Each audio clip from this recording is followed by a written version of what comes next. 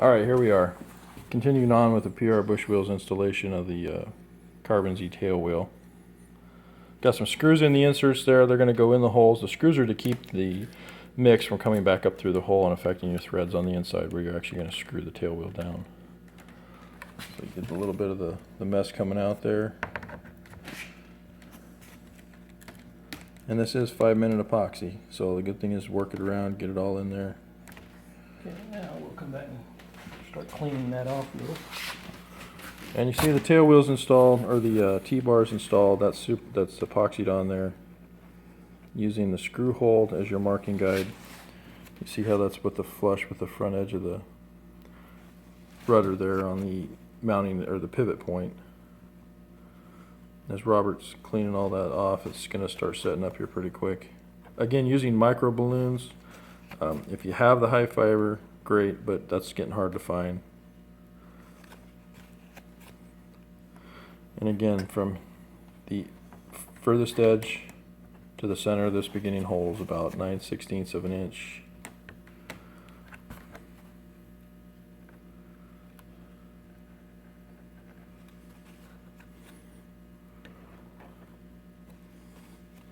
And that's about all there is to it. And that's it. I mean, you can clean as much as you want, but it's underneath the spring, it's not going to be seen anyway. Just want to make sure you get them level, kind of level them out. No rising bumps. Yeah, and then, no big angles to them. And you don't want them sitting too low, otherwise your spring's going to push down into the foam. Yeah, just get it level, and it could be up a little bit, and that'll be fine. But that should be the ticket right there. Alright, so while that couple minutes is taken, so this is Robert's brand new Carbon Z. So upside down, looking in here, now I know there's a gentleman out there that makes a really good gear, the Carbon Z articulating gear that fits actually in the stock holes here and the slots, and that actually goes across the slot and screws into the plastic. We've actually made a set of shock struts for that gear, and it's a good quality gear. It works great on the Cub, another one of our customers. But here's what we've done. This is the 25E Carbon, or the 25E Horizon Cub gear. We have a strut tube insert here for the cabane. Basically just extends this a little bit. There's a little bit of a process for mounting it.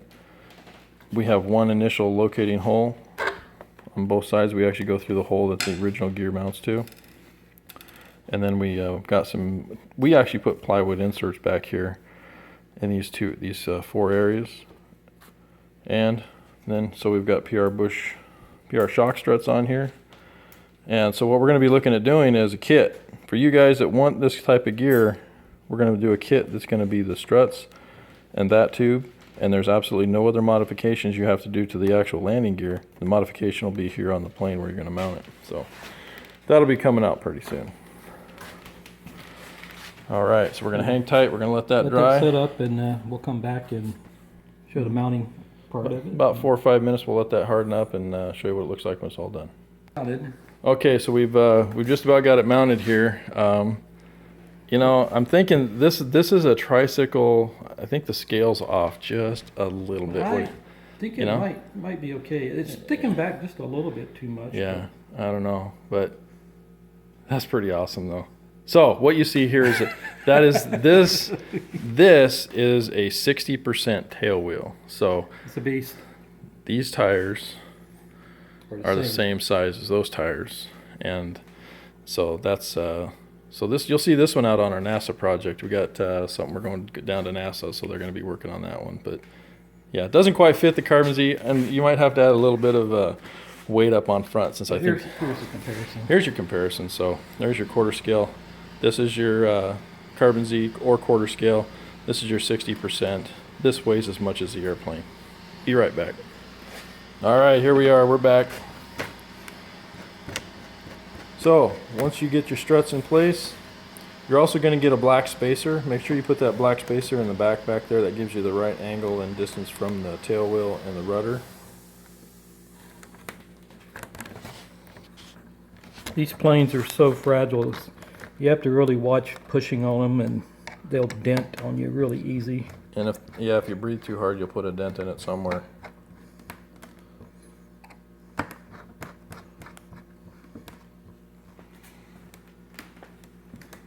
So I'm just going to snug it up a little bit. And it could cure. I mean, I wouldn't fly this for, you know, at least an hour and a half before let all that stuff cure up nice and good. I'd let it cure overnight. I'm not that patient. I know.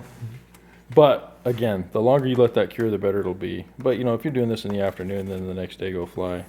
So now you see the tail wheel assembly is installed.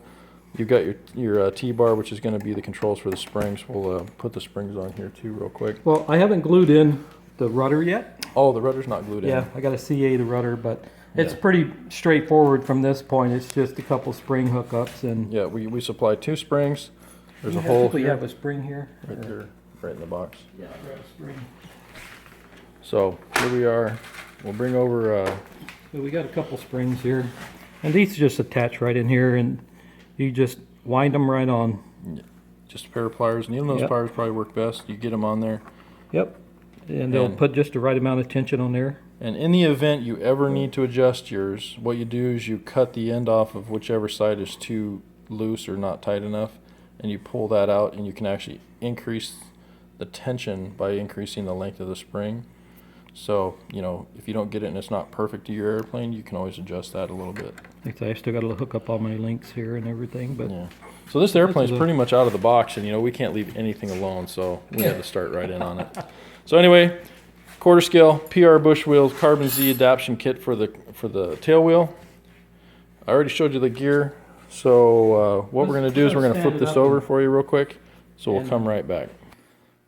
Okay, so one last look. Here we've got it set up. We just threw the stock prop on here just to give you an idea of what kind of prop clearance you're going to have on the plane. So once the tail starts to come up and even lift, when it comes up, you still got 2 inches, 2.5, almost 3 inches of prop clearance. that's over exaggerated. Yeah, and that's so here's what it looks like. Here's the stance with the tail wheel. Granted, there's nothing on there. It's Look at got the some action on that. good action. Not only that, but if you look at that cheesy tail wheel that comes with it, you can't hardly control the airplane back there. You got to put a lot of thrust from the prop on it. So there you go, folks.